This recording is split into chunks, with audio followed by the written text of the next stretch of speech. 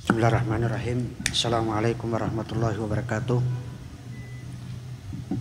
Innal hamdalillah nahmaduhu wa nasta'inuhu wa nastaghfiruh wa na'udzu billahi min shururi anfusina wa min sayyiati a'malina.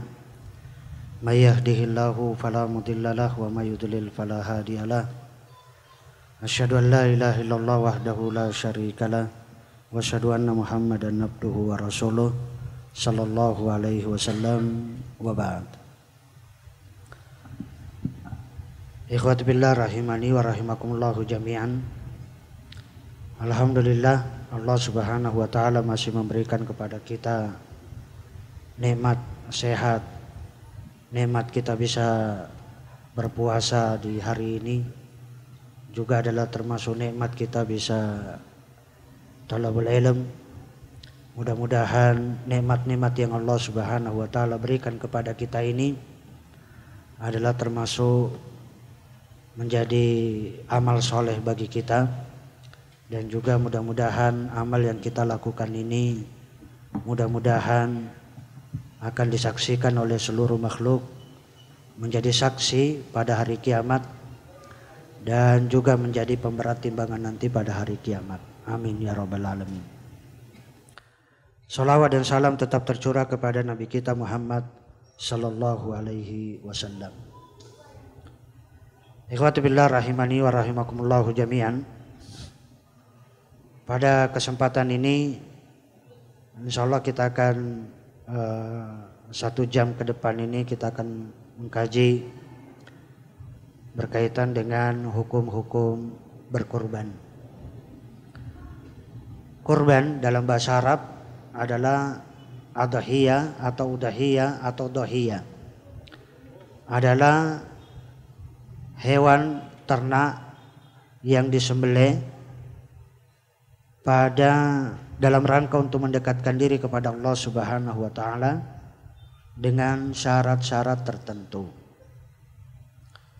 Ini adalah pengertian dari kurban. Adapun dalil pensyariatan kurban, dalil yang pertama dari Al-Quran, yang kedua dari As-Sunnah, yang ketiga adalah ijma' al-ulama.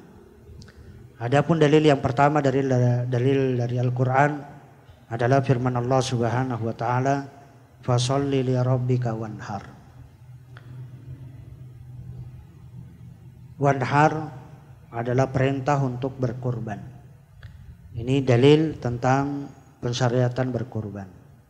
Adapun dalil dari As-Sunnah adalah banyak sekali. Di antaranya adalah hadits dari Anas bin Malik radhiyallahu taala anhu, dhahan Nabi sallallahu alaihi wasallam bikabsyaini amlahaini aqranain dzabahahuma biyadi wa samma wa kabbar wa wada rijlahu ala sifahiha. Nabi Shallallahu Alaihi Wasallam pernah berkurban 2 ekor kambing yang berwarna putih bertanduk, dan beliau sembelih keduanya dengan tangannya sambil menyebutkan nama Allah dan bertakbir, dan beliau meletakkan kakinya di atas pangkal lehernya. Ini dalil adanya pensyariatan. Kemudian juga dalil yang ketiga adalah ijma' al-ulama. Seluruh ulama sepakat kalau kurban ini adalah termasuk disyariatkan. Yang ada khilaf di antara para ulama itu tentang hukum. Apakah hukum dari berkurban? Sebagian dari ulama berpendapat bahwa kurban itu adalah wajib bagi yang mampu. Ini adalah pendapatnya Rabi'ah, pendapatnya Imam Al-Auza'i, Al-Imam Al-Laits, demikian juga Imam Abu Hanifah, dan sebagian dari Malikiyah. Itu berpendapat bahwa wajib berkurban itu bagi yang mampu. Dalil yang dia pakai untuk menjadikan wajibnya itu adalah kata perintah. Perintah, dia katakan perintah itu adalah mengandung kewajiban.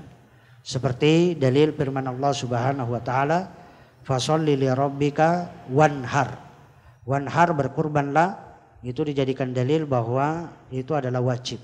Kenapa? Karena perintah yaqtadi al-wujub. Demikian juga hadits dari Nabi sallallahu alaihi wasallam yang lain, hadits dari Jundub bin Sufyan. Jundub bin Sufyan radhiyallahu taala anhu anna Nabiy sallallahu alaihi wasallam qal, artinya untuk menunjukkan dalil wajibnya berkurban adalah man dzabaha qabla yusalliya falya'ud makanaha ukhra. Siapa yang menyembelih sebelum salat hari raya, maka hendaklah dia menggantinya. Wa man lam yadzbah falyadzbah. Siapa yang belum menyembelih falyadzbah, maka hendaklah dia menyembelih. Ini juga dalil menunjukkan falyadzbah itu adalah perintah. Al-amru yaqtadi al-wujub. Tapi para ulama mengatakan bahwa perintah di sini itu bukan menunjukkan, tidak mesti menunjukkan kewajiban. Kenapa? Karena hadits dari Jundub bin Sufyan itu adalah untuk menunjukkan bahwa syarat penyembelihan itu adalah sesudah sholat. Kalau menyembelih sebelum sholat, maka itu tidak sah sembelihan dan itu harus diganti. Taib, ini pendapat yang menyatakan wajibnya. Adapun pendapat yang menyatakan sunnahnya berkorban, ini adalah kita katakan hampir pendapatnya kebanyakan dari para ulama. Di antaranya adalah jumhur ulama yang berpendapat bahwa ini adalah sunnah. Di antaranya adalah Imam Malik, Imam Syafi'i, kemudian Imam Ahmad, kemudian juga Ishaq, Abu Thawr, kemudian Al-Muzani, Ibnul Munzir, kemudian Daud, Ibnu Hazm dan yang lainnya menyatakan bahwa kurban itu hukumnya adalah sunnah. Dalil yang dia pakai untuk menunjukkan bahwa itu adalah sunnah adalah pertama hadits dari Ummu Salamah radhiyallahu taala anha anna Nabiyya sallallahu alaihi wasallam qala idza dakhalatil ashru wa arada ahadukum ayyudhiya fala yamussa min sya'rihi wa busyrihi syai'an. Dari Ummu Salamah bahwasanya Nabi sallallahu alaihi wasallam bersabda, apabila telah masuk 10 hari di bulan Zulhijjah dan salah seorang dari kalian ingin berkurban, jadi wa arada ahadukum ayyudhiya, apabila salah seorang dari kalian ingin berkurban, dalil menunjukkan bahwa apa? Salah seorang dari kalian ingin berkurban, dalil menunjukkan bahwa itu adalah sunnah. Jadi bukan menunjukkan bahwa itu adalah wajib. Kenapa? Karena seandainya itu adalah wajib, maka tentunya Nabi SAW tidak mengatakan in arada ahadukum ayyudhiya. Kemudian dalil yang kedua yang menunjukkan bahwa itu adalah sunnah adalah Abi Syarihah. Abi Syarihah radhiyallahu ta'ala anha, beliau mengatakan, Ra'aitu Abu Bakrin wa Umar wa ma yudhiyani.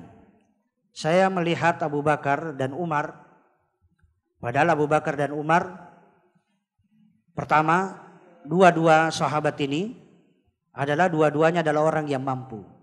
Artinya keduanya adalah mampu untuk berkorban. Yang kedua, kedua sahabat ini adalah termasuk orang yang paling semangat dalam menjalankan syariat Islam. Tetapi beliau keduanya, Abu Bakar dan Umar, meninggalkan yang namanya kurban. Padahal tadi kita katakan dua-duanya adalah dua orang yang mampu.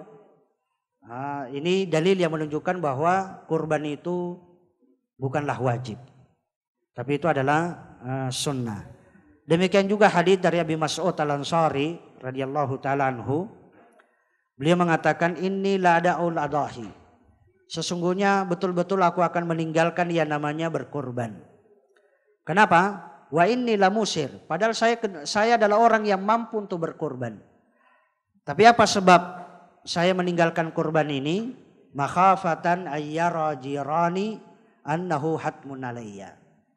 Jadi saya khawatir kalau nanti tetangga saya melihat, berpendapat kalau berkurban itu adalah wajib bagi saya. Maka Abi Mas'ud Al-Ansari itu adalah meninggalkan yang namanya kurban. Dan ini pendapat ini yang paling banyak diikuti oleh para ulama dan insya Allah ini juga adalah pendapat yang paling kuat bahwa hukum berkorban itu adalah sunnah bukan wajib. Kemudian yang berikutnya adalah berkaitan dengan hewan apa saja yang boleh dijadikan hewan kurban. Hewan yang boleh dijadikan hewan kurban itu adalah hanya bahimatul an'am, hanya hewan ternak. Itu pun dibatasi dengan 3 jenis. Jadi hanya 3 jenis hewan yang boleh dijadikan hewan kurban. Dan ini adalah pendapatnya jumhur ulama, yaitu adalah sapi dengan segala macam jenisnya, kemudian onta dengan segala macam jenisnya, kemudian yang kedua adalah sapi dengan segala macam jenisnya, dan yang ketiga adalah kambing dengan segala macam jenisnya. Jadi ini adalah pendapatnya jumhur ulama. Adapun sebagian dari ulama, dan ini termasuk pendapat yang lemah, yang menyatakan boleh berkorban selain dari 3. Ya kan? Dia berdalil boleh berkorban dengan seekor ayam, boleh berkorban dengan seekor kelinci, boleh berkorban dengan bebek, boleh berkorban dengan apa saja yang halal, hewan yang halal untuk dimakan dagingnya. Tapi pendapat yang paling kuat bahwasanya hewan kurban itu hanya dibatasi pada 3 jenis hewan saja, yaitu onta, sapi, dan kambing. Adapun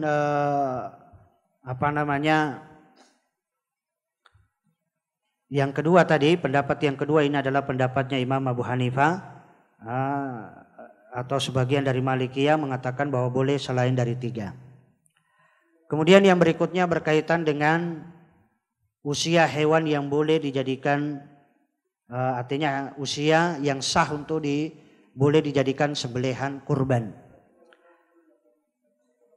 Untuk yang pertama adalah onta usia yang sah untuk dijadikan hewan kurban itu adalah usia 5 tahun.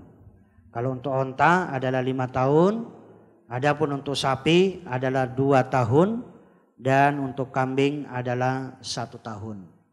Jadi ini juga yang harus diperhatikan dalam penyembelihan hewan kurban, bahwa usia dari hewan kurban itu harus sudah masuk kategori usia yang boleh dijadikan hewan kurban. Ini adalah usia yang boleh dijadikan hewan kurban. Kemudian yang berikutnya berkaitan dengan urutan hewan yang paling afdol untuk dijadikan kurban. Adapun urutan hewan yang afdol untuk dijadikan kurban, yang pertama itu adalah onta, yang kedua itu adalah sapi, dan yang ketiga itu adalah kambing. Jadi urutan yang pertama adalah onta, kemudian yang kedua adalah sapi. Artinya untuk urutan kurban ya, yang pertama adalah 1 orang 1 ekor onta, kemudian yang kedua urutan yang kedua 1 orang 1 ekor sapi, yang ketiga 1 orang 1 ekor kambing. Kemudian urutan yang keempat adalah urunan onta. Yang kelima baru urunan sapi. Jadi ini adalah berkaitan dengan urutan hewan kurban yang afdol. Ini yang kita sebutkan adalah untuk 1 orang 1 ekor onta, 1 orang 1 ekor sapi, dan 1 orang 1 ekor kambing.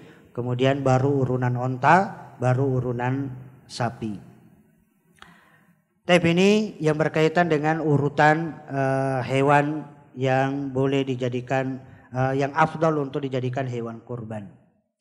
Kemudian yang berikutnya berkaitan dengan di antara hal yang perlu diperhatikan juga dalam penyembelihan hewan kurban itu adalah hewan itu harus sehat. Hewan itu harus sehat. Ini juga adalah merupakan syarat dalam penyembelihan hewan kurban. Maka cacat atau sakit itu tidak boleh dijadikan hewan kurban. Maka ada para ulama membagi menjadi 3. Ada cacat yang sama sekali tidak sah untuk dijadikan hewan kurban. Yang kedua ada cacat yang dimakruhkan untuk dijadikan hewan kurban. Dan yang ketiga adalah ada cacat yang sama sekali tidak memberikan pengaruh tentang kesahan dari sembelihan.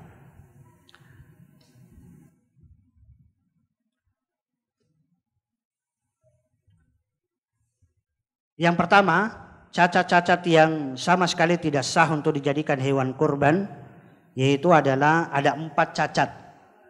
Ada 4 cacat yang sama sekali tidak sah. Yang pertama adalah buta, jelas-jelas butanya. Apakah itu buta sebelah atau buta dua-duanya. Yang kedua itu adalah pincang, betul-betul pincangnya. Artinya cacat itu adalah pincang. Yang ketiga adalah sakit yang betul-betul yang sudah jelas-jelas penyakitnya. Maka ini dan yang keempat adalah kita katakan hewan itu tidak memiliki daging atau hewan itu kurus kerempeng.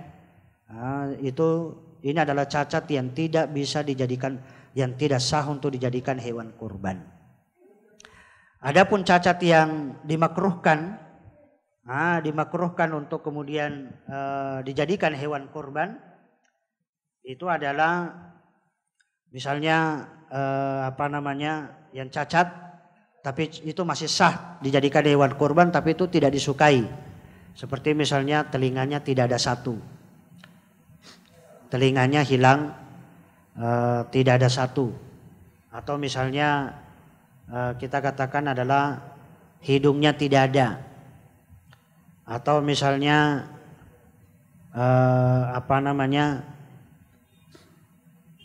yang makruh misalnya kalau pelirnya cuma satu, yang artinya tidak. Ini cacat-cacat yang kita katakan adalah dimakruhkan untuk dijadikan hewan kurban, tapi itu masih tetap sah kalau disembelih.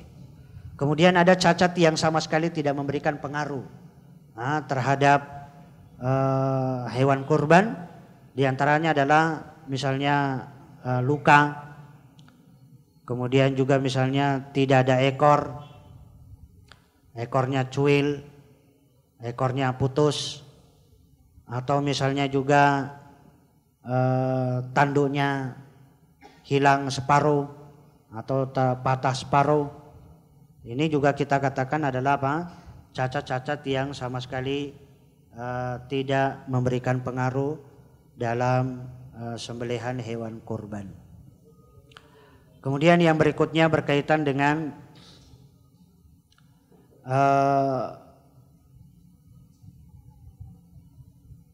pemilihan warna dari hewan kurban.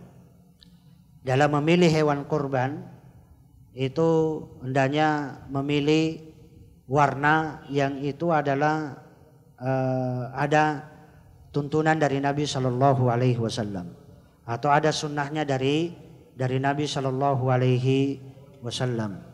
Yang pertama itu adalah yang berwarna putih. Maka dalam memilih untuk sapi dan kambing, Adapun untuk onta tentunya warna yang paling bagus itu adalah warna merah. Karena onta warna merah ini adalah termasuk onta yang paling mahal harganya. Adapun untuk sapi dan kambing, maka warna yang paling bagus untuk dijadikan hewan kurban itu adalah yang berwarna putih. Jadi kalau cari sapi yang warnanya putih. Kalau kambing, ya kambing yang warnanya putih. Kalau tidak mendapati warna putih, cari yang bercorak warna putih. Misalnya putih coklat, ya kan, putih coklat, atau kemudian putih hitam. Jadi kalau misalnya putih bersih, putih kesemuanya, kalau tidak ada baru putih coklat, kalau tidak ada baru putih hitam. Kalau juga tidak ada yang warna putih bercorak putih, baru ambil yang warna coklat. coklat, coklat murni, coklat yang kesemuanya. Kalau misalnya tidak ada warna coklat semuanya, baru ambil yang bercorak, coklat hitam.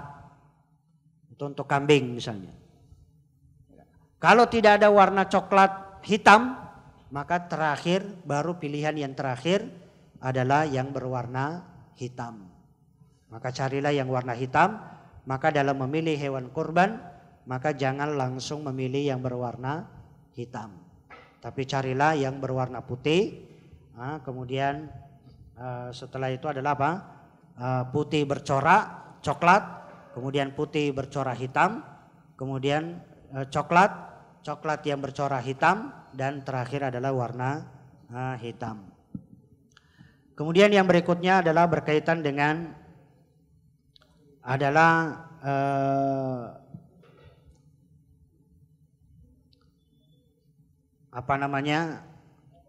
khilaf diantara para ulama tentang mana yang paling afdol urutan untuk kurban itu, apakah onta baru sapi baru kambing, atau kambing dulu baru kemudian sapi baru kemudian onta.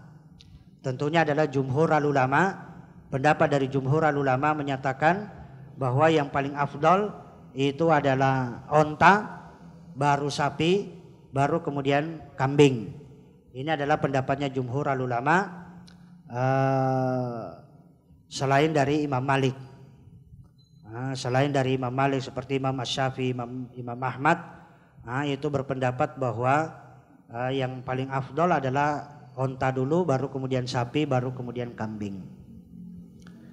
Dalil yang dia pakai adalah hadits dari Nabi Shallallahu Alaihi Wasallam pada hari Jumat adalah man iktasala yaumal jum'ah. Siapa yang mandi pada hari Jumat, guslal janabah, tentunya adalah mandi janabah. Tsumma raha, kemudian dia berangkat pergi ke masjid. Artinya apa? Dalam riwayat yang lain, man raha fi sa'atil ula, siapa yang datang pada saat yang pertama, faka'annama qarraba badana, seolah-olah dia berkurban seekor onta. Wa man raha fi sa'ati tsaniyah faka'annama qarraba baqarah, maka seolah-olah dia berkurban seekor sapi. Wa man raha fi sa'ati tsalitsah, siapa yang datang pada waktu yang ketiga, faka'annama qarraba kabshan aqran, seolah-olah dia berkurban seekor kambing. Kemudian wa man raha fi sa'ati rabi'ah faka'annama qarraba dajaja, seolah-olah dia berkurban seekor ayam. Wa man raha fi sa'atil khamisah, siapa yang datang pada yang kelima, maka seolah-olah dia berkurban sebutir telur. Artinya apa? Kemudian siapa yang datang sesudahnya, maka dianggap fala jum'ata lahu, tidak ada pahala Jumat baginya ketika khatib itu sudah naik di atas mimbar. Nah, ini yang dijadikan dalil oleh jumhur ulama bahwa tentunya adalah onta itu lebih utama daripada sapi. Kenapa? Karena Nabi SAW menunjukkan keutamaan bahwa orang yang datang pada waktu yang pertama itu seolah-olah adalah berkurban seekor onta. Kemudian tentunya orang yang datang lebih awal ketika Jumat itu seolah-olah dia berkurban seekor onta. Dalil menunjukkan bahwa onta itu adalah paling berharga, artinya paling utama. Berbeda dengan sebagian dari Malikiyah yang berpendapat bahwa kambing dulu, baru kemudian sapi, baru kemudian onta. Ini kenapa dalil yang dia pakai bahwa kambing dulu baru sapi baru onta? Kenapa? Karena kambing adalah termasuk hewan yang paling disukai oleh Nabi Shallallahu Alaihi Wasallam. Hewan yang paling disukai oleh Nabi itu adalah kambing. Ini dan ketika Nabi SAW dalam hadis dari Anas bin Malik bahwa dhahan Nabi SAW bikabsaini amlahaini, bahwa Nabi SAW itu berkurban dengan 2 ekor kambing yang berwarna putih. Ini dijadikan dalil bahwa kambing itu adalah lebih utama daripada sapi, daripada onta. Tetapi wallahu ta'ala alam, pendapat yang paling kuat itu adalah pendapat yang pertama, bahwa tentunya adalah yang paling utama itu adalah onta, baru kemudian sapi, baru kambing. Kemudian yang berikutnya adalah berkaitan dengan berkaitan dengan sahibul kurban. Ada beberapa hal yang perlu diperhatikan bagi sahibul kurban. Yang pertama, jadi siapa saja yang sudah ingin dia berkorban, dia ingin berkorban, maka apa? Maka hal yang pertama yang hendaknya dia perhatikan adalah tidak boleh melakukan perbuatan-perbuatan di bawah ini. Artinya sahibul kurban itu ketika dia sudah ingin berkurban, maka tidak boleh mencukur rambut, tidak boleh motong kuku, tidak boleh menggunting kumis, tidak boleh mencabut bulu ketiak, dan juga tidak boleh mencukur bulu kemaluan. Padahal kita ketahui 5 yang kita sebutkan ini adalah termasuk apa? Termasuk adalah sunanul fitrah, termasuk sunnah-sunnah fitrah.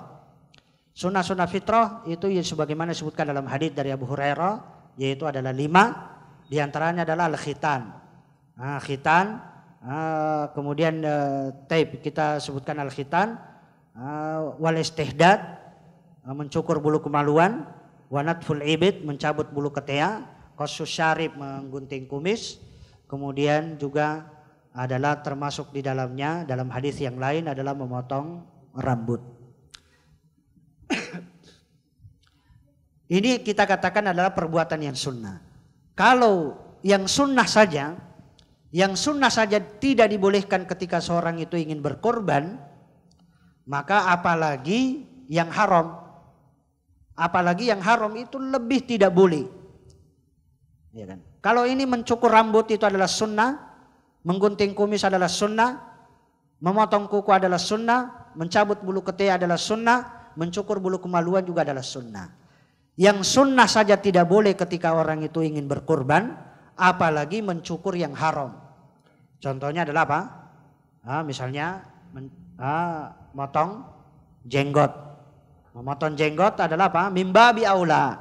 Tentunya lebih utama adalah haramnya bagi orang yang ingin berkorban. Kemudian juga apa? Mencukur alis. Mencukur alis itu lebih utama juga adalah haramnya. Demikian juga tidak boleh bulu mata. Jadi bulu mata itu juga termasuk yang tidak dibolehkan. Adapun kita katakan kalau yang sunnah saja tidak boleh, apalagi yang haram. Maka tidak boleh jenggot itu dipotong bagi orang yang ingin berkurban. Baik itu dia memotong, apakah itu dia mencabut, itu sama sekali tidak boleh. Termasuk di dalamnya alis, itu juga tidak boleh. Termasuk di dalamnya juga adalah bulu mata. Tapi ini yang hendaknya diperhatikan bagi sahibul kurban. Yang kedua, yang hendaknya diperhatikan bagi sahibul kurban juga ketika dia berkurban adalah tidak, saya tambahkan lagi bahwa bagi orang yang ingin berkurban itu tidak boleh, kalau dia ingin berkurban itu mulai dari bulan Zulhijjah, maka mulai dari tanggal 1 Zulhijjah sampai hewannya disembelih itu tidak boleh dia motong kuku, tidak boleh melakukan perbuatan yang kita sebutkan tadi. Adapun misalnya hari ini baru dia niat, untuk kemudian berkorban, maka mulai detik ini, mulai dari sejak niat itu tidak boleh dia motong kuku, tidak boleh dia menggunting kumis, mencabut bulu ketiak, mencukur bulu kemaluan. Ini termasuk yang tidak dibolehkan. Kemudian yang juga yang harus diperhatikan bagi sahibul kurban itu adalah waktu menyembelih. Adapun waktu menyembelih itu adalah setelah selesai sholat Id.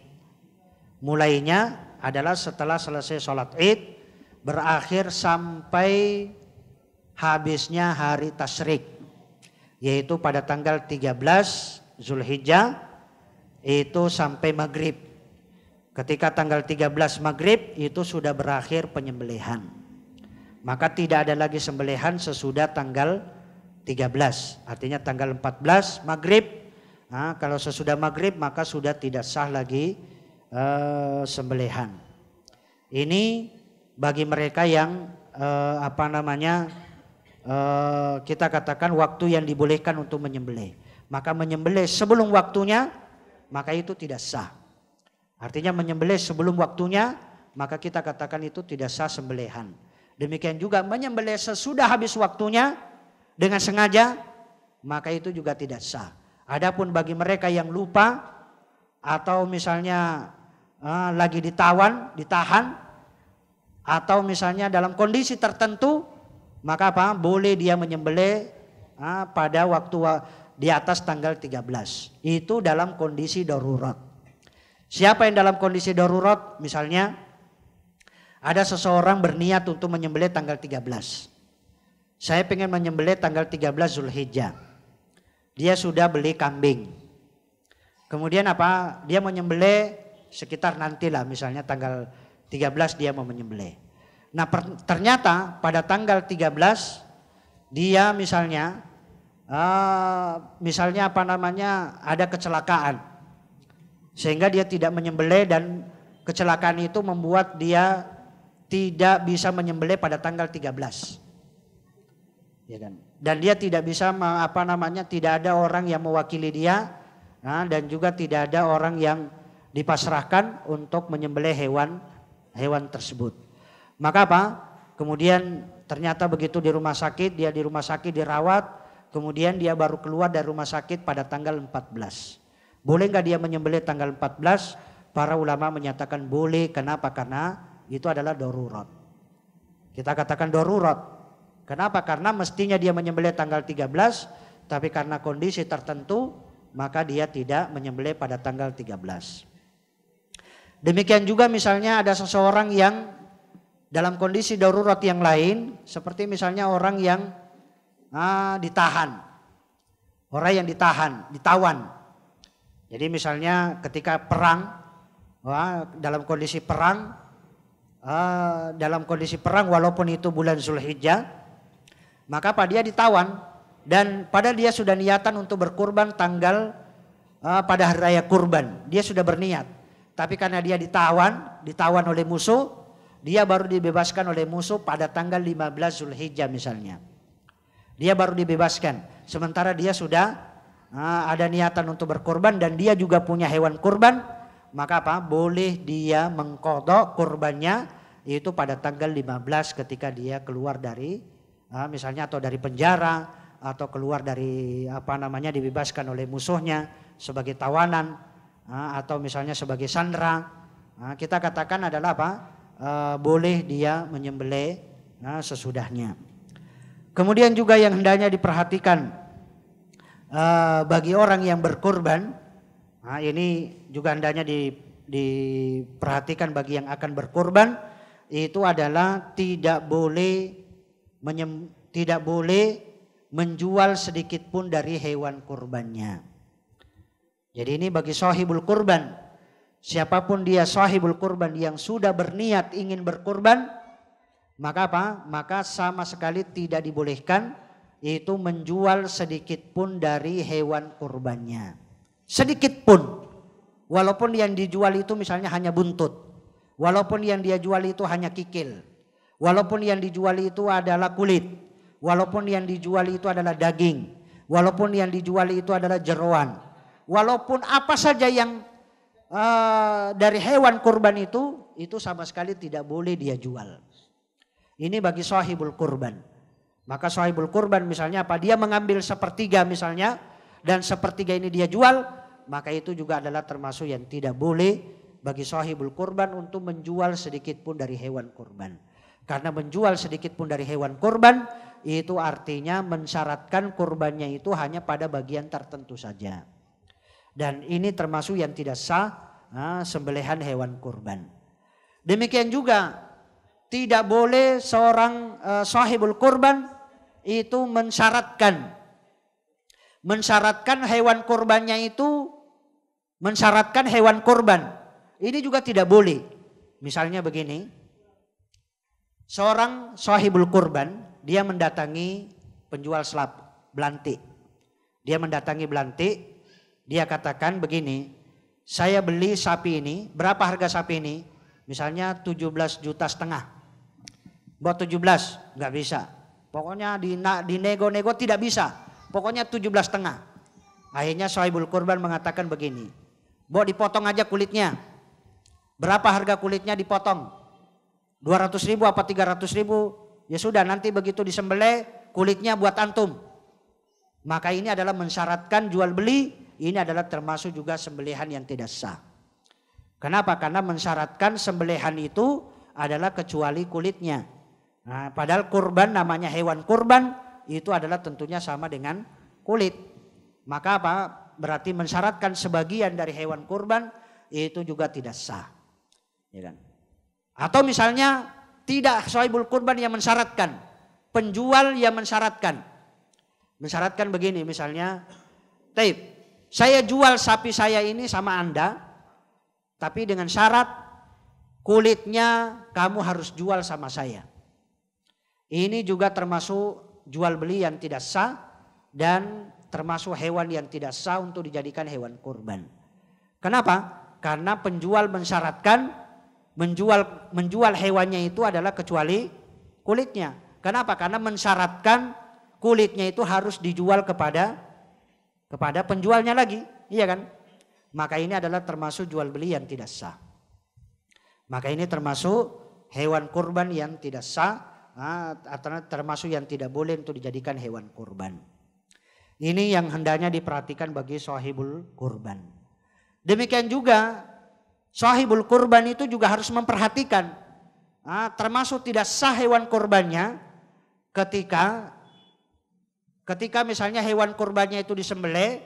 Kenapa? Karena misalnya begini, contoh yang lain ya, yang termasuk tidak sah bagi sahibul kurban untuk berkurban adalah apa? Masih dalam kategori pensyaratan. Misalnya begini, si A membeli seekor sapi. Si A membeli seekor sapi, kemudian si A ini menyerahkan kepada misalnya yang memelihara sapi ini atau memelihara kambing ini. Karena dia membeli misalnya seminggu sebelum hari raya atau membelinya jauh hari sebelumnya.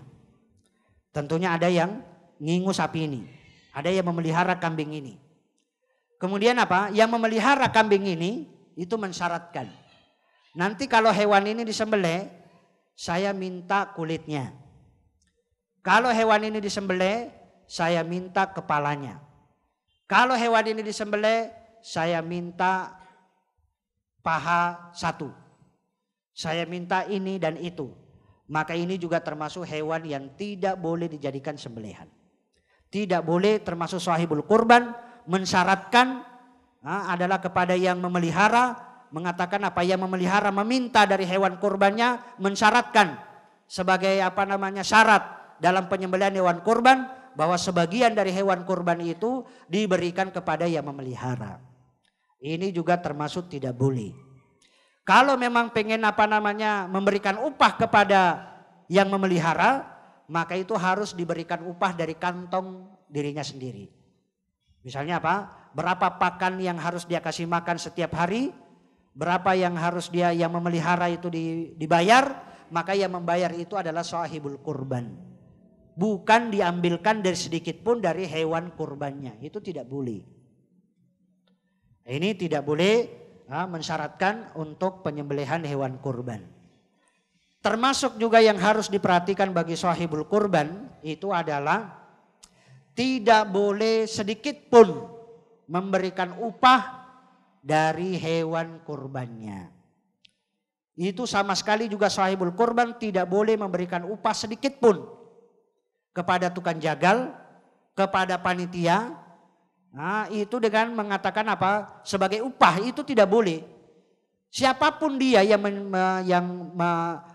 panitia, apakah itu sahibul kurban atau orang lain yang memberikan upah sedikit pun dari daging kurban, maka itu tidak boleh. Misalnya tukang jagal, upah saya dari menyembelih sapi ini, itu kamu berikan saya kulitnya saja. Itu upah saya dari kulit. Atau upah saya itu dari kepala sapi. Atau upah saya dari misalnya 5 kilo daging. Atau misalnya upah saya adalah buntut ditambah kaki dan kepala.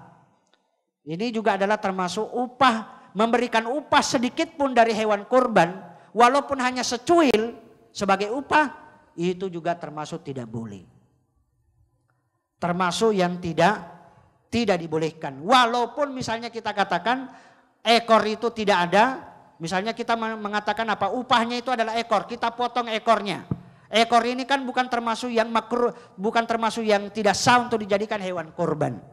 Tapi para ulama menyatakan ini pun juga tidak boleh. Sedikit pun dari hewan kurban tidak boleh diberikan sebagai upah. Walaupun yang diambil itu hanya cingurnya, misalnya congor sapi, dipotong sedikit dikasih sebagai upah. Nah, walaupun itu sebagai upah, maka itu tetap juga tidak dibolehkan. Maka tidak boleh sedikit pun memberikan upah dari hewan kurban. Termasuk di dalamnya panitia juga mengatakan begini, ini sebagai upah dari saya, dari kami sebagai panitia. Itu juga tetap tidak boleh. Termasuk harta-harta yang haram untuk dimakan, bagi panitia adalah menyatakan bahwa ini adalah upah bagi kami.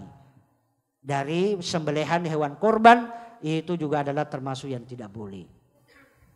Kecuali nanti ada beberapa panitia yang, kecuali panitia itu memang panitia memang sudah diserahkan. Misalnya begini, saya pengen berkorban seekor sapi, kemudian saya serahkan kepada panitia Masjid Al Hasanah. Ini sapi saya serahkan, terserah kepada panitia. Maka ya sudah, berarti panitia berarti sebagai pemilik dari sapi tersebut. Maka panitia boleh dia makan semua dari sapi ini, boleh dia mengambil semuanya, tidak dibagikan dari panitia maksudnya, artinya dibagi oleh panitia. Atau boleh dia sebagian diambil oleh panitia, sebagian disodakohkan, atau semuanya dimasak.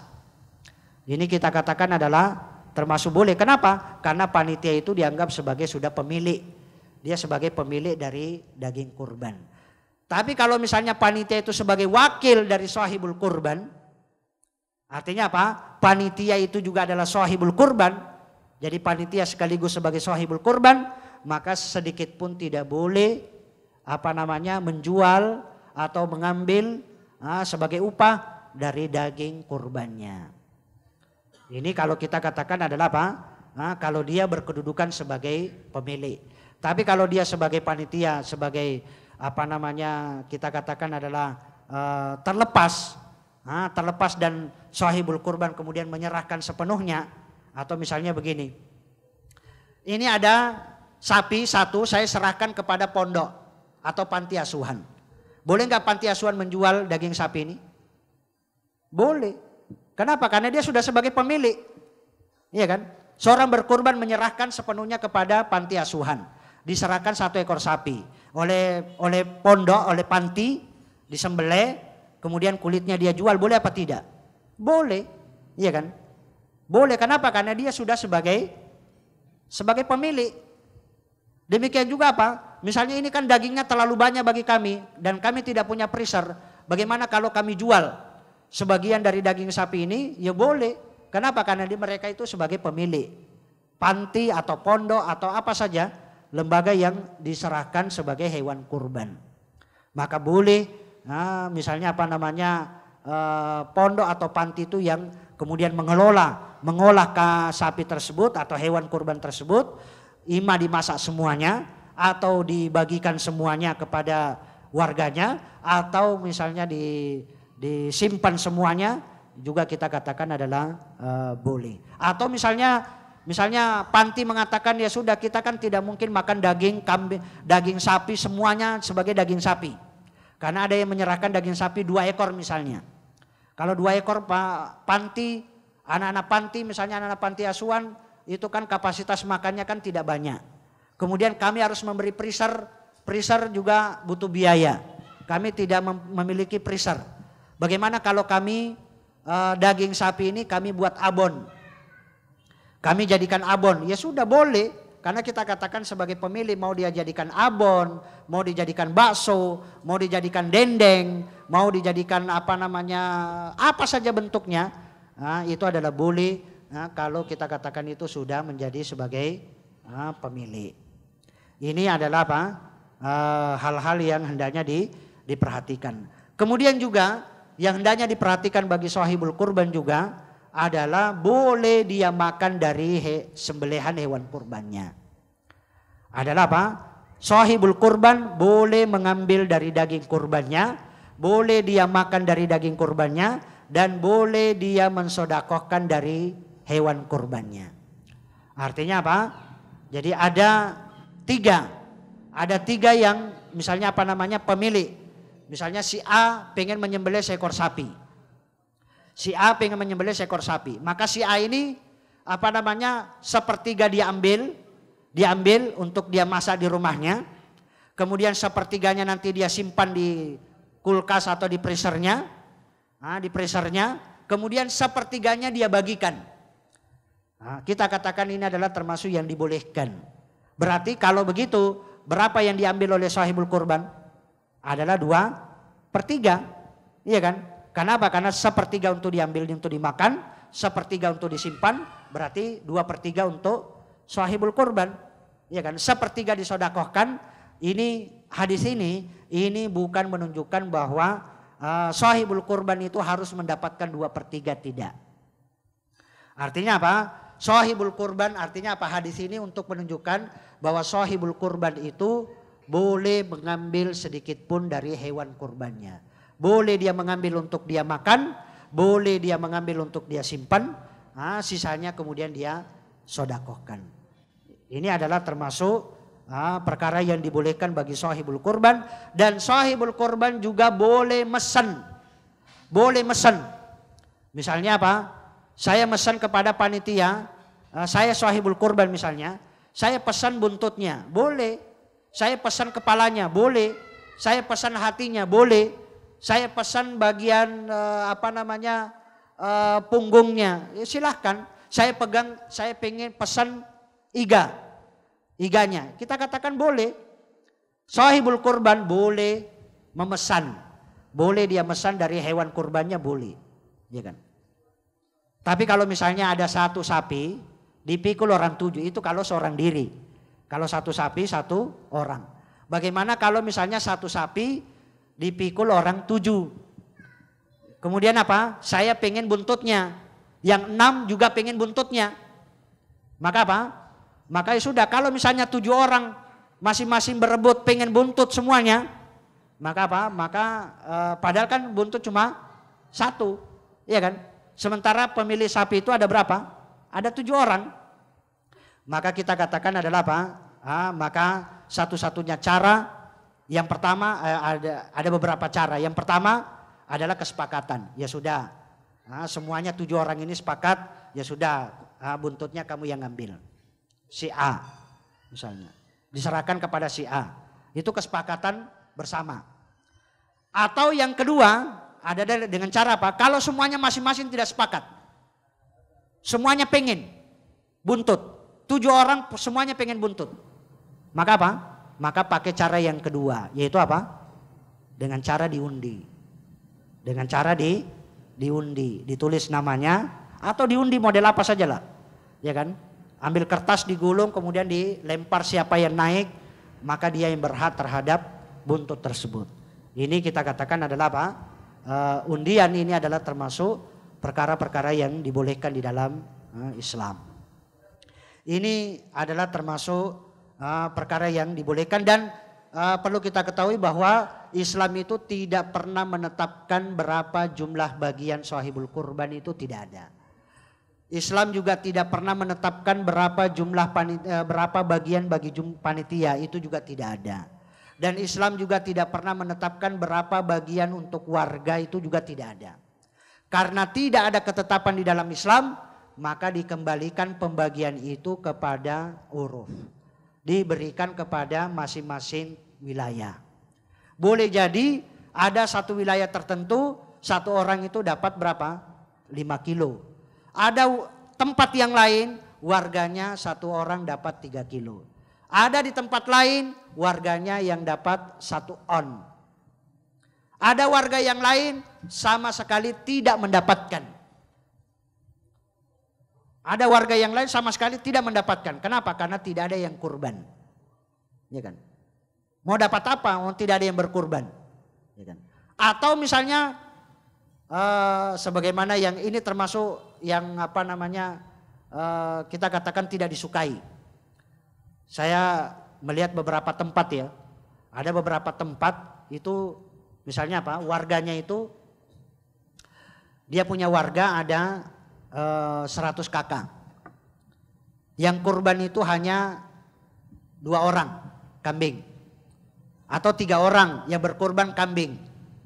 3 orang ini kalau dibagi 100 kelihatannya merasa gimana ya kan. Akhirnya apa? Panitia artinya warga yang ada sekitar ketika menyembelih kambing ya sudah masing-masing itu makan sepuasnya dari kambing tersebut. Mereka makan. Jadi yang hadir itu saja yang makan daging kambing itu. Masing-masing sudah bawa sunduk dari rumahnya. Sudah bawa sunduk, pokoknya nyate di tempat. Nyate di tempat. Dia sundui, dia bakar, dimakan di tempat, habis disundui lagi, makan lagi. Ternyata masih ada sisa sedikit. Ya kan? Sisa tulang, sisa jeroan, sisa apa, baru dibagikan kepada warga. Ini kita katakan adalah termasuk bentuk kezaliman. Kezaliman terhadap yang lain. Karena mestinya ya kalau 3 orang yang berkurban, 3 kambing yang mau dibagi rata sama 100 warga yang ada di situ. Iya kan? Walaupun kita katakan mereka hanya mendapatkan setengah on atau 1 on, ya sudah yang penting mereka dapat. Ya kan? Dan juga perlu diperhatikan bahwa dalam pembagian hewan kurban, distribusi hewan kurban itu tidak mesti yang mendapatkan itu harus orang miskin, tidak. Ya kan? Orang kaya pun juga berhak untuk menerima daging kurban. Termasuk juga di dalamnya adalah orang kafir pun juga berhak untuk menerima.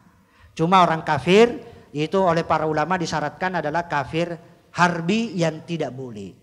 Kafir yang suka memerangi kaum muslimin.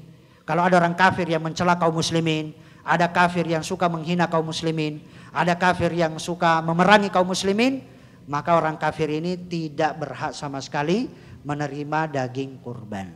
Termasuk di dalamnya orang musyrik. Orang musyrik pun juga tidak berhak untuk menerima hewan kurban. Orang musyrik. Kita katakan orang musyrik jangan diberikan. Siapa orang musyrik? Misalnya orang Hindu, orang Buddha, orang Konghucu, ya kan, Shinto, Dharma Gandul, Gatoloco. Ini orang-orang yang jangan diberikan. Jangan diberikan kepada hewan kurban. Kenapa? Karena mereka adalah agama musyrik, agama kesyirikan. Orang musyrik itu tidak boleh ada sedikit pun kebaikan bagi kita kepada mereka. Tidak boleh ada sedikit. Mereka itu kan manusia kita. Kalau mendoakan kepada mereka kebaikan boleh. Tapi untuk memberikan zakat, memberikan hewan kurban, maka jangan diberikan kepada mereka. Kecuali kalau mereka itu bersedia menyatakan Islam, kemudian diberikan, maka ini adalah boleh. Ini adalah termasuk yang tidak boleh kita berikan. Wallahu taala a'lam. Saya kira itu mungkin ada pertanyaan yang perlu kami sampaikan, yang perlu disampaikan kami persilakan. Allahu taala. Baik, jazakallah khair kita ucapkan kepada Ustadz Fahrudin yang telah menyampaikan kajian ilmiahnya. Kita masih ada sedikit waktu sampai dengan jam 5 nanti. Kita buka sesi tanya jawab. Silahkan dituliskan singkat-singkat saja. Pertanyaan boleh kita terima ya. Saya mulai dulu pertanyaan pertama Ustadz. Yakni apakah diperbolehkan kita berkurban dengan cara arisan Ustaz? 7 orang, tahun ini si A yang dapat, tahun besok si B, dengan sistem arisan. Sekalian aja Ustaz, dengan apakah diperbolehkan hewan itu hewan betina untuk dijadikan hewan kurban? Satu sedikit lagi Ustaz. Ini menjadi suatu kepercayaan bagi masyarakat kalau sapinya itu harus putih, walaupun kurus tetap warna putih. Apakah ini sementara ada yang limosin atau metal yang gemuk? Mohon penjelasannya Ustaz. Yang pertama yang berkaitan dengan arisan. Arisan itu sendiri adalah termasuk muamalah yang dibolehkan. Jadi arisan adalah termasuk muamalah yang dibolehkan karena al-aslu fil asya'i adalah libaha. Hukum asal arisan itu adalah boleh. Ada nggak dalil dari Al-Quran, dari As-Sunnah, dari ijma' ulama yang menyatakan haramnya arisan? Tidak ada. Tidak ada satupun dalil dari Al-Quran yang menyatakan haramnya arisan. Tidak ada satupun dalil dari As-Sunnah yang menyatakan haramnya arisan. Tidak ada satupun ulama yang menyatakan arisan itu adalah tidak boleh. Karena tidak ada dalil yang menyatakan haramnya, maka kembalikan ke aslinya, arisan itu adalah apa? Boleh. Mau itu arisan kurban, arisan motor, arisan mebeler, arisan ya kita katakan peralatan rumah tangga. Arisan apa saja itu termasuk yang dibolehkan. Termasuk di dalamnya arisan uang. Arisan uang itu juga adalah termasuk yang dibolehkan. Ya kan? Kita katakan termasuk di dalamnya adalah arisan kurban. Misalnya 7 orang. 7 orang, kita katakan ayo kita arisan 7 orang. Ini 7 orang ini berarisan masing-masing misalnya ayo kita 5 juta. 1 tahun 5 juta. 1 tahun 5 juta misalnya. Berarti untuk 7 orang berapa? 35 juta. 35 juta kesepakatannya kita untuk 1 orang. Kita beli sapi yang 35 juta. Maka kita katakan adalah apa? Ini termasuk arisan yang boleh. Ya kan? Arisan yang dibolehkan. Kalau dia bisa membeli 35 juta untuk 1 orang, nah itu kan misalnya tapi ini 1 tahun dia hanya 5 juta tapi dia bisa membeli 35 juta. Jadi dia bisa istiqomah selama 7 tahun 35 juta, ini adalah termasuk kita katakan adalah arisan yang dibolehkan. Ini adalah termasuk, itu tadi adalah apa? Termasuk arisan adalah diboleh. Adapun misalnya kumpulan, misalnya dari kumpulan dari misalnya warga, ayo kita kumpulkan sedekah, kita akan belikan seekor kambing sebagai kurban. Misalnya 100 jamaah, masing-masing ada 100 jamaah, masing-masing 10.000. Masing-masing 10.000. Kalau ada 100 jamaah berarti dapat berapa? 10 juta ya kan. 10 juta ini dibelikan kambing 2 ekor misalnya atau 3 ekor. Dibelikan kambing untuk kurban. Apakah termasuk kurban? Tidak. Kenapa? Karena kambing itu tidak hanya 1 orang untuk satu orang untuk 1 kambing. Atau 1 keluarga untuk 1 ekor kambing. Itu adalah apa? Saya katakan 1 keluarga untuk 1 ekor kambing adalah kalau yang berkurban itu adalah kepala rumah tangga. Bukan istrinya. Kalau istrinya yang berkurban, maka pahalanya hanya dapat istrinya. Suaminya itu hanya dapat sedekah karena dia memberikan uang kepada istrinya. Demikian juga misalnya kepala rumah tangga memberikan uang kepada anaknya. Ini kurban untuk anak saya. Sementara dia tidak berkurban. Bapaknya tidak berkurban. Dia uang kurban ini diberikan atas nama anaknya. Maka ini kita katakan yang dapat pahala kurban itu adalah anaknya. Bapaknya tidak dapat pahala kurban, hanya dapat pahala sedekah, dia telah memberikan uang kepada anaknya. Tapi kalau misalnya kepala rumah tangga yang berkurban, walaupun kita katakan istri dan anaknya, semua yang berada di wilayah tanggungannya, itu masuk dalam kategori kurban bagi kepala rumah tangga itu. Jadi ini juga yang hendaknya diperhatikan juga adalah apa? Seseorang itu tidak boleh berkorban atas nama orang yang sudah meninggal dunia, itu juga tidak boleh. Ini yang saya tambahkan bahwa sahibul korban itu tidak boleh meniatkan berkorban atas nama yang sudah meninggal dunia. Itu juga tidak boleh. Kenapa? Karena harus kita ketahui bahwa orang yang hidup itu lebih berhak untuk berkorban daripada yang sudah meninggal. Orang yang hidup itu lebih berhak untuk berkorban daripada yang sudah meninggal. Dan orang yang hidup pun juga, maka yang paling berhak itu adalah misalnya kepala rumah tangga, maka kepala rumah tangga. Tidak boleh kepala rumah tangga untuk memberikan kepada anaknya, istrinya untuk berkurban. Kecuali kalau misalnya seorang kepala rumah tangga, dia punya anak 4, maka saya berkurban untuk 1 ekor sapi. Untuk 1 keluarga saya, maka ini adalah artinya saya, istri saya, 4 anak saya, masuk dalam kategori kurban semuanya. Tapi kalau misalnya seorang berkurban atas nama bapaknya saja, maka termasuk di dalamnya yang lain. Tapi yang kedua mengenai bolehkah berkorban dengan yang betina? termasuk perkara yang yang afdol untuk dijadikan hewan kurban itu adalah diantaranya yang afdol untuk dijadikan hewan kurban adalah jantan. Boleh berkurban dengan seekor betina, itu boleh. Boleh berkurban. Dalil yang menunjukkan adalah boleh adalah hadits Nabi SAW menyatakan zakatul janin zakatu ummi. Sembelihan janin adalah sembelihan induknya. Sembelihan janin adalah sembelihan induknya. Artinya apa? Ketika induknya disembelih, ternyata di perut ibunya ini, induknya ini ada janin. Ada janin dan janin ini mati. Mati ketika menyembelih induknya. Maka sembelihan induknya termasuk juga sembelihan janin. Artinya apa?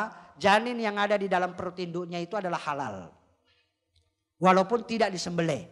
Kenapa? Karena induknya disembelih. Tapi kalau induknya disembelih, janin ketika dibedah, ternyata janin ini masih hidup, maka janin itu disembelih. Janin itu adalah disembelih. Kenapa? Karena masih hidup. Kenapa? Karena menyembelih itu adalah kita katakan hewan kurban, berarti kesemuanya. Termasuk juga janin yang ada di dalam perut induknya, itu pun juga adalah termasuk kurban. Termasuk adalah hewan kurban. Tidak boleh, wah ini kan masih anak. Bagaimana kalau saya pelihara? Saya pelihara nanti kalau dewasa. Iya kalau hidup. Kalau Anda pelihara kemudian ternyata satu hari sudah meninggal dunia, kan jadi bangkai. Ya kan? Maka apa? Maka ketika kita menyembelih induk, maka apa? Janin yang ada di dalamnya masih hidup, maka sekalian disembelih. Tapi kalau janinnya sudah meninggal dunia, meninggal mati ketika induknya disembelih, maka janin ini walaupun tidak disembelih itu adalah halal. Kenapa? Karena sembelihan induknya adalah sembelihan untuk janin. Dan ini sekaligus dalil yang menunjukkan bahwa kurban boleh dengan yang betina. Boleh dengan yang betina. Karena tidak mungkin dikatakan apa? Yang ada janin itu adalah apa? Jantan, iya kan? Tapi ini kita katakan adalah apa? Yang termasuk bahwa betina itu adalah boleh. Cuma yang afdol itu adalah apa? Yang jantan. Dan yang tentunya apa? Yang afdol juga dalam menyembelih hewan kurban yang sempurna. Maksudnya dia punya tanduk, bertanduk itu sempurna, maka ini adalah yang paling afdol. Kalaupun tidak bertanduk itu juga adalah boleh. Kalaupun tidak bertanduk kita katakan adalah boleh untuk dijadikan hewan kurban. Termasuk di dalamnya yang dikebiri. Yang dikebiri maksudnya hanya punya satu biji pelir. Kita katakan itu juga boleh untuk dijadikan hewan kurban. Wallahu ta'ala alam. Kemudian yang ketiga.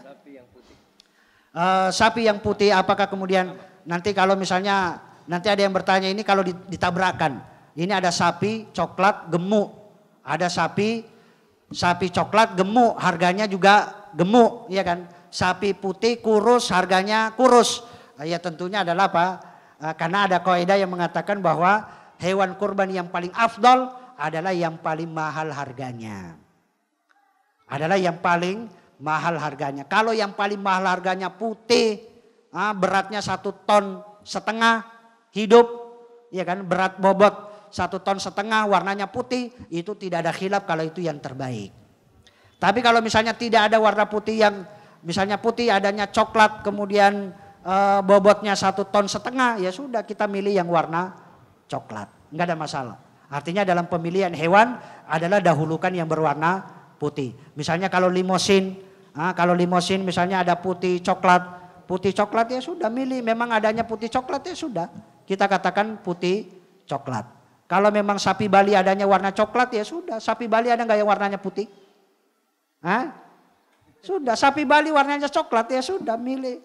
Kita katakan karena di daerah tertentu, ya kan, daerah misalnya Papua kan tidak ada sapi coklat.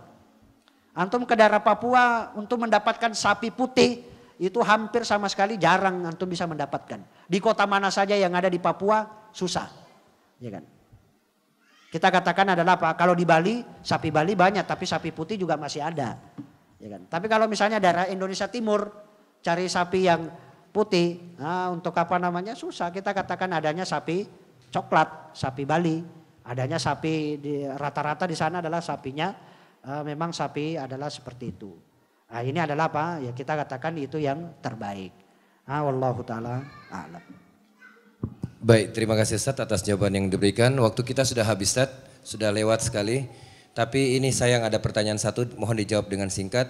Assalamualaikum Ustadz, mengenai pembagian untuk orang non-muslim, jika kurbannya berlebih atau telah dibagikan kepada masyarakat yang muslim, namun ada warga non-muslim yang masih miskin. Pertanyaannya, apakah non-muslim yang masih miskin boleh diberi dengan daging kurban tersebut?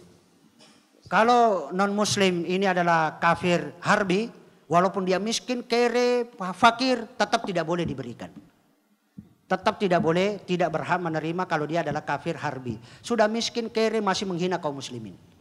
Maka itu termasuk orang yang paling hina di dunia.